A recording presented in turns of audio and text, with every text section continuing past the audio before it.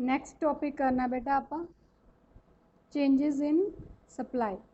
Supply दे विच किहड़े किहड़े चेंज आंदे ने। ठीक है, म्यूट कर लो बेटा पिछों प्लीज़।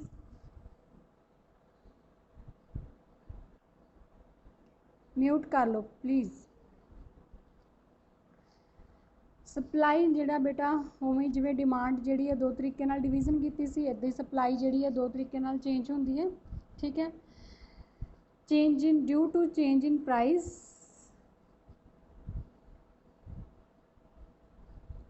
जेकर प्राइजेस चेंज होने दे नाल सप्लाई ते इफैक्ट पिया जां due to change in other things.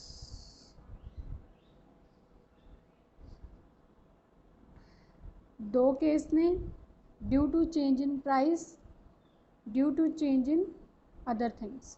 ठीक है, चेंज इन प्राइस अगों दो तरह का होंदा बेटा, जिवें आपां डिमांड दे विच कीता सी, extension in supply, contraction in supply.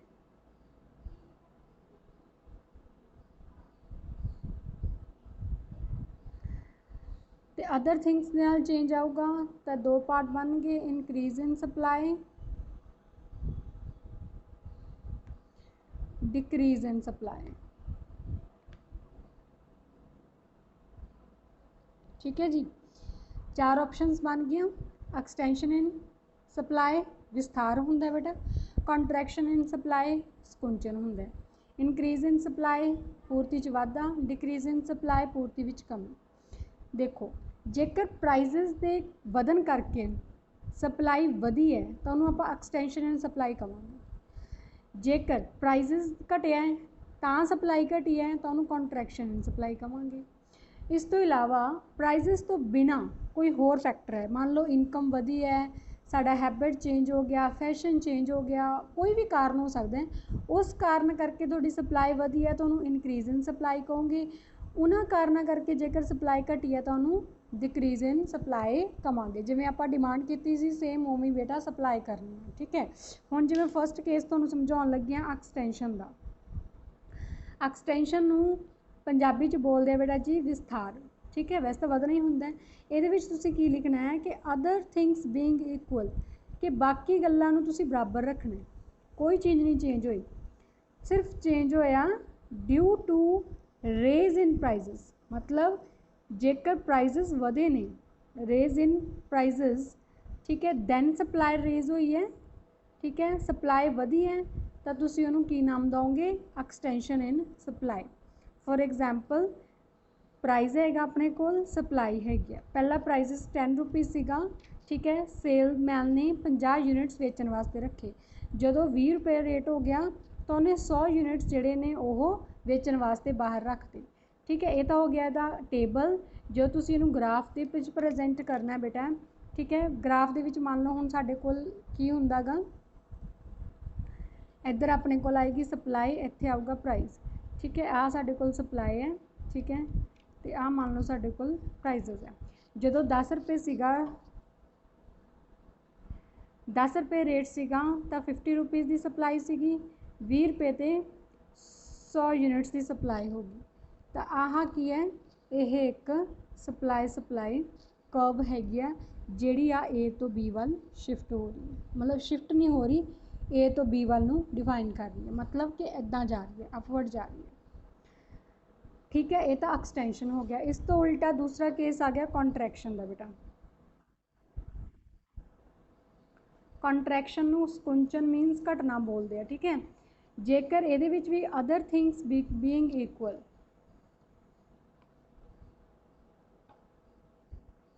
बाकी गल्लां बराबर ने, इफ प्राइस फॉल हो रहा है तो वो फॉल होने दे करके थोड़ी सप्लाई भी की हो रही है, फॉल हो रही है, तो उन्होंने की नाम दिता गया गा, कॉन्ट्रैक्शन इन सप्लाई।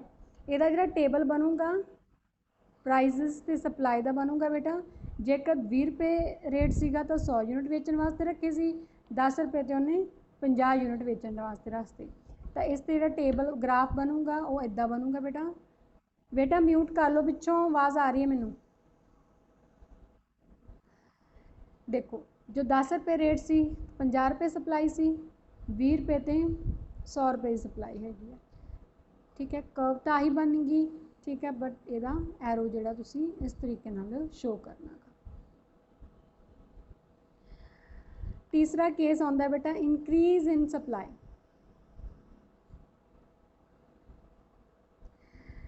हुण ਇਹਦੇ ਵਿੱਚ ਕੀ आया कि ਜਦੋਂ प्राइस कॉन्सटेंट है, प्राइस च कोई चेंज नहीं, प्राइस नो चेंज है, प्राइस विच कोई चेंज नहीं हैगा, कादे करके होयागा, अदर थिंग्स विच चेंज है।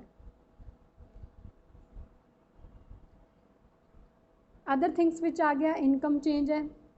ठीक है, मान लो फैशन चेंज है, टेस्ट चेंज हो गया, कोई भी फ्यूचर एक्सपैक्टेशन कुछ भी चीज़ वो चेंज होगी, उस चेंज करके थोड़ी सप्लाई जेकर वधी है तो तुसी उन्हों इनक्रीज इन सप्लाई का नाम दोगे। ठीक है, तो इस केस जी थोड़ी मान लो टेबल है प्राइजिस ते सप्लाई का, ये प्राइजिस का आप कॉन्सटेंट ही रखना गा, सप्लाई जी वधदी हुई दिखानी है जो इन तुसी ग्राफिकली भी प्रजेंट करोगे। ठीक है, उस केस आ 10 रुपये मान लो रेट। ठीक है, इतने 50 आ, इतने 100 आ, तो रेट तो थोड़ा आही रह रहा गा। पहले केस थोड़ी सप्लाई इन्नी सी फिर वध के इन्नी होगी। ठीक है, जी सप्लाई कर्व है पहला आ बनूगी फिर आ, ये शिफ्ट हो रही है बेटा, सप्लाई कर्व पहला ए तो बी ते शिफ्ट हो रही है। इत्थे शिफ्टिंग नहीं सी पिछले दो केसिस के, इत्थे शिफ्ट हो रही है। मतलब कि जेकर थोड़ा सप्लाई वधूगी तो ये नीचे नू शिफ्ट होगी, सप्लाई कर्व नीचे नू शिफ्ट होगी बेटा, एक याद रखना गा। तो चौथा केस सीगा तुहाडा डिक्रीज घटना, प्राइजिस च no change, other things which change. ਉਹਦੇ करके जेकर सप्लाई घटी है तो तुसी उन्होंने डिक्रीज इन सप्लाई कहोगे। प्राइस ते सप्लाई प्राइस सेम। ठीक है, सप्लाई 100 तो 50 होगी, तो जो तुसी उन्होंने ग्राफिकली प्रजेंट करोगे। ठीक है, प्राइजिस जोड़ा मान लो 10 रुपये ही रहना गा, 50 सी ते 100 हो गया। ठीक है, फिर थोड़ी जी मान लो इत्थे सी पहली कर्व थोड़ी सप्लाई कर्व जी वो आ वाली बनूगी, दूसरी वाली आ वाली बनूगी, फिर ये इधर नू शिफ्ट होगी ए तो बी वाली। ठीक है बेटा, ये सीगा थोड़ा 4 टॉपिक। हुण तुसी जिहड़ा मेन उही जिवें डिमांड दे विच भी कीता सीगा, इहदे विच भी करना है difference between extension in supply and increase in supply. दोनों विच की डिफरेंस है? एक तुसी करना गा जी difference between contraction in supply